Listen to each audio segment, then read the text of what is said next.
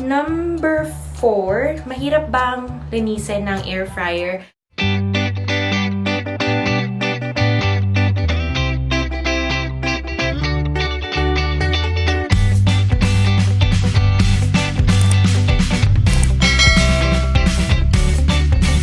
Good morning, Beshies! And welcome back sa aking YouTube channel. Andito na ulit ngayon ng inyong Ate Jaja. For today's vlog, ay isi-share ko sa inyo ang feedback ko sa nabili kong air fryer. So, nung nabili ko yung air fryer, that time, sinulat ko sa notebook yung price, for 3,915 pesos. So, umabot siya ng 4,212 pesos kasi medyo mahal ang shipping fee hanggang dito sa Batangas and malaki pa yung air fryer. So, umabot din ng 4,200 yung binayaran ko. Pero, research kayo ng bonggang-bongga, i-check nyo yung mga air fryer groups kasi marami ng brand ang air fryer ngayon. Merong mas affordable pa sa nabili kong air fryer na same lang din yung function and magandang klase rin. So, mag-research tayo ng bonggang-bongga and it's up to you, Beshies, kung ano yung bet yung air fryer. Marami nang mas pasok sa budget ngayon since medyo uso talaga ngayon ng air fryer. Sa mga hindi pa nakakapanood ng air fryer na vlog ko, ilalagay ko yung link sa description down below. Meron akong vlog about sa unboxing ng air fryer and nung nag-try akong magluto at gumamit ng air fryer kung ano ba ang review ko. Ngayon, ang pag-uusapan naman natin is kung worth it ba ang air fryer. Nabili ko ang air fryer way back July. So, 7 months na sa akin yung air fryer na yon. Ang brand ng air fryer na nabili ko is Kyowa. And it's for 7 liters. So, bakit nga ba yung 7 liters yung binili ko? Kasi para medyo malaki and hindi naman sayang yung kada gamit ko. Para mas marami yung mailaman ko sa air fryer. And at the same time, hindi ko lang siya ginamit as an air fryer. Ginamit ko rin siya pang bake ng cupcakes, mga ganon. So, isinulat ko yung mga common na questions sa akin ng friends and family ko about sa air fryer. So, first question is, bakit Kyowa ang brand na nabili kong air fryer? So, way back July, yun yung moment na medyo umuuso pa yung air fryer. So, ang mga common na brand dun is Kyowa, Hanabishi, ILO. So, hindi pa ganun karami yung brands na pagpipilian. Meron din namang Philips, kaya lang medyo pricey siya at that time. So, nung binili ko siya is may bounce back sale sa Lazada and based dun sa mga air fryer groups na sinalihan ko, okay din naman daw yung Kyowa na brand. So, nag-decide ako na yun na lang yung bibilhin ko. Kasi yun yung pasok sa budget and may option na 7 liters. So, sabi ko, might as well Kyowa na lang din yung bilhin ko. But, by the way, this is not sponsored by Kyowa. Okay? Pero Kyowa, baka naman. Anyway, so yun lang. Yun lang yung main reason kung bakit Kyowa yung binili ko. Wala akong other option. Kasi, meron na mga air fryer doon na walang brand. Kaya lang, hindi pa ganun karami yung bumibili. So, hindi pa ganun kadami yung review that time kung okay ba siya or what. Pero so far, wala pa naman akong nagiging problema sa Kyowa na air fryer. Number 2 is, madalas ko bang gamitin ng air fryer? Yes, yes, yes.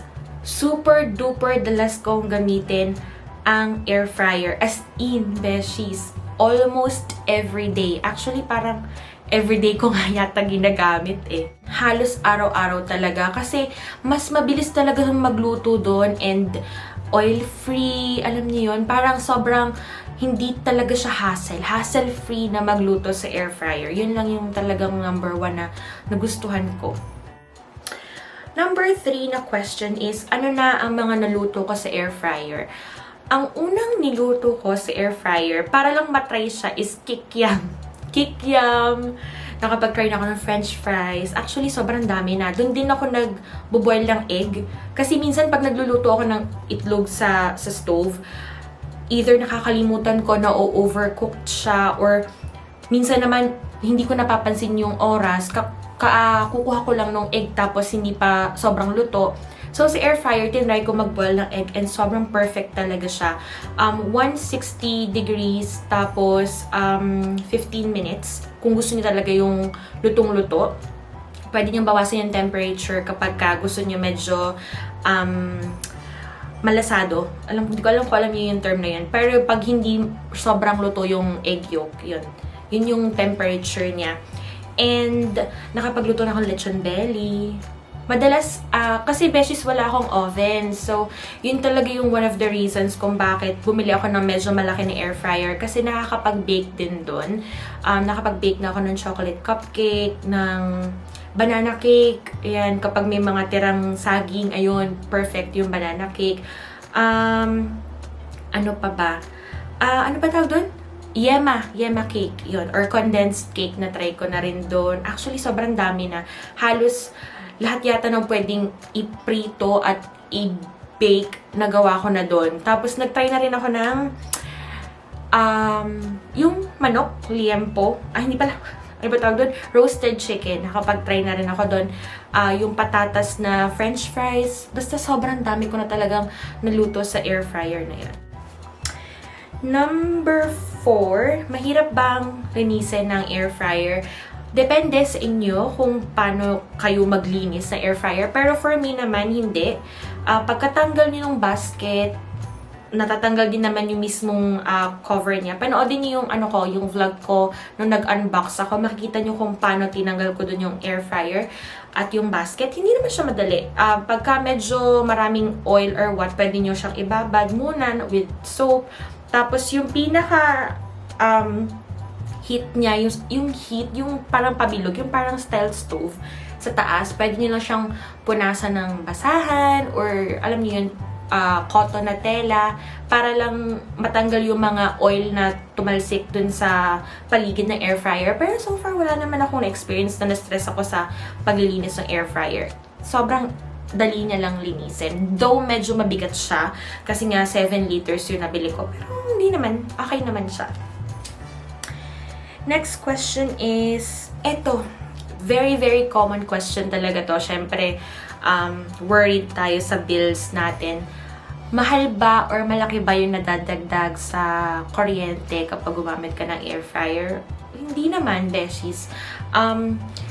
Every day namin siyang ginagamit or almost every day. Talagang sa isang araw, hindi pa yun yung isang gamitan na minsan twice pa na pinapaikot or more than 1 hour, depende sa niluluto. Hindi naman siya mataas sa kuryente. Siguro kung nadagdagan man yung kuryente namin, mga 100 or 200 pesos lang sa loob ng isang buwan. Pero, depende sa inyo yun at sa brand siguro ng air fryer nyo. But so far, yung air fryer na nabili ko, hindi talaga. Wala talaga akong napansin halos na malaking changes sa bill namin ng kuryente. So, thumbs up talaga dun. Next is ang ating last and final question. Worth it pa bumili ng air fryer? Sa aking opinion ay yes. Pero, depende yun sa pangangailangan nyo. Kung meron kayong turbo broiler and meron naman kayong oven, nasa sa inyo yun kung gusto niyo pang bumili ng air fryer. Kasi, same lang din naman halos ng gamit yung turbo broiler at saka yung air fryer. Pero, kung wala kayong turbo broiler and gusto niyo talaga na less oil sa pagpiprito, I highly recommend bumili kayo ng air fryer. And mas highly recommended ko bumili kayo ng air fryer kung wala kayong oven. Kasi nga, nakakapagluto kayo din ng mga bake. Pero syempre, yung mga simple lang na bake ng cake. And depende rin kasi yan sa size ng air fryer nyo. So, if gusto nyo ng less oil and less hassle sa pagluluto, I highly recommend na bumili kayo ng air fryer. Most especially kung wala kayong oven, the best talaga. Pero kung meron kayong turbo broiler and meron kayong oven, medyo pag-isipan nyo kung bibili ba kayo ng air fryer. Kasi, wala kasi kaming turbo broiler, so the best yung merong air fryer. Pero yung pinsan ko may turbo broiler, nakita ko na almost the same lang talaga sila ng function ng air fryer. Pero pwede kayong mag-research ng bonggang-bongga. Ang dami rin mga Facebook groups na pwede nyo salihan para sa air fryer. Kung ano ba yung magandang brand, ano ba yung mga pwedeng lutuin, mga recipe, ano ba yung settings. Kasi based on my opinion, kasi yung friend ko merong air fryer, depende sa brand ng air fryer nyo, yung temperature or settings ng niluluto nyo. So, talagang trial and error siya sa unang gamit nyo. Hindi nyo kasi merong iba na sobrang taas ng temp dun sa ibang air fryer. Tas sa Kyowa, medyo maraming, maraming settings or maraming mas mataas yung temperature. Basta mga ganon. It really depends sa brand ng air fryer na gamit nyo and kung saan nyo siya gagamitin. That's it for today's vlog. I hope you guys enjoyed and sana kahit papano ay nasagot ko ang inyong mga common na questions. If meron pa kayong tanong na hindi ko nasagot, just leave a comment down below. Do not forget to hit like and subscribe sa aking YouTube channel. Follow and like my Facebook and Instagram page as well. Ang link ay nasa description down below. Ang shoutout natin for today's vlog ay sa aking favorite na kuya. Hi Kuya Baste, I know you're watching. I miss you. Mag-ingat ka dyan palagi and see you soon. Love you.